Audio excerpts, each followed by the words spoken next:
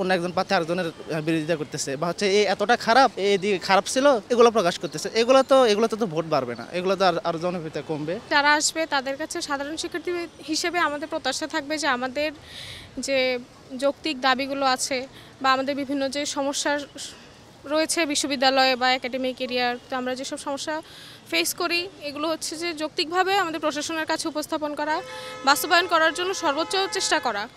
এটাই তো মূলত হচ্ছে ডাকসুর যারা নেতৃত্ব থাকবে তাদের কাজ, যে শিক্ষার্থীদের সমস্যা তারা যাচাই বাছাই করবে, যাচাই বাছাই না, তারা হচ্ছে প্রশাসনের সাথে কথা বলে আমাদের সমস্যাগুলো নিরসন করার চেষ্টা করবে। তো আমাদের ডাকসুর যারা আমরা ভোট দিব বা আমরা যারা হচ্ছে সাধারণ শিক্ষার্থী, তাদের প্রত্যাশা এটাই যে তারা সত্যিকার অর্থে শিক্ষার্থীদের জন্য কাজ করবে এবং শিক্ষার্থীদের সমস্যাগুলো নিয়ে তারা সচেতন থাকবে। দলীয় রাজনৈতিক তাদের রাজনৈতিক মতাদর্শ থাকতেই পারে, সেটা তারা আলাদা রেখে শুধুমাত্র শিক্ষার্থীদের জন্য কাজ করুক, সেটাই আমাদের প্রত্যাশা। আর হলে আমাদের হচ্ছে যে আবাসন সংকট খুব বেশি, যেমন মেয়েদের হলে আমাদের সিটে 2 জন করে থাকতে হয়, একটা সিঙ্গেল সিটে 2 জন করে থাকতে হয়, এটা খুব সমস্যা। একটা 4 জনের রুমে 8 জন থাকলে সেখানে পড়াশোনার পরিবেশ থাকে না, ঘুমানোর পরিবেশ থাকে না। এই সমস্যাগুলো সমাধান করা আমাদের একাডেমিক লাইফের জন্য খুব বেশি প্রয়োজন। আমাদের বিশ্ববিদ্যালয়ের গবেষণা বা অন্যান্য যে পড়াশোনার কাজে র্যাঙ্কিংয়ে আমাদের খুব পিছিয়ে আছি আমরা। তো আমাদের মনে হয় যে যখন শিক্ষার্থী আবাসন সংকটটা সমাধান হবে, হল ক্যান্টিনের খাবারের সমস্যা যখন সমাধান হবে, তখন মূলত হচ্ছে শিক্ষার্থীরা পড়াশোনার প্রতি আরেকটু বেশি ফোকাস থাকতে পারবে। কালার এক্সপার্ট, জর্জ স্যাপ এবং মাইল্ড অন হ্যান্ডস টেকনোলজি সমৃদ্ধ অরিক্স ক্রিস্টাল ওয়াশ আপনার লন্ড্রি এক্সপার্ট।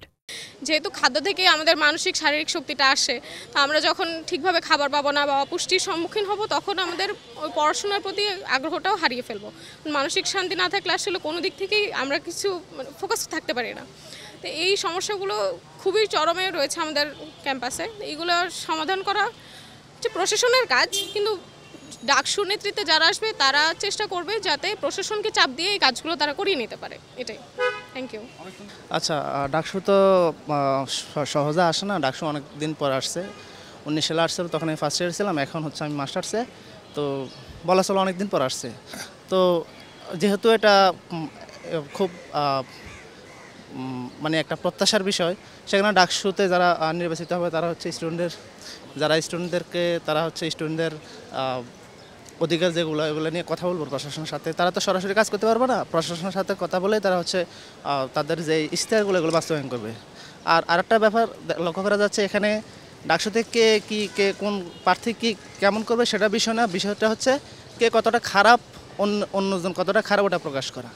আমি দেখতেছি অনেকে হচ্ছে নিজের ইশতেহারে বা হচ্ছে কারোর সাথে আমার সাথে কথা বলার সময় অন্য একজন প্রার্থী আরেকজনের বিরোধিতা করতেছে বা হচ্ছে এই এতটা খারাপ, এই দিকে খারাপ ছিল, এগুলো প্রকাশ করতেছে। এগুলোতে তো ভোট বাড়বে না, এগুলো তো আর জনপ্রিয়তা কমবে।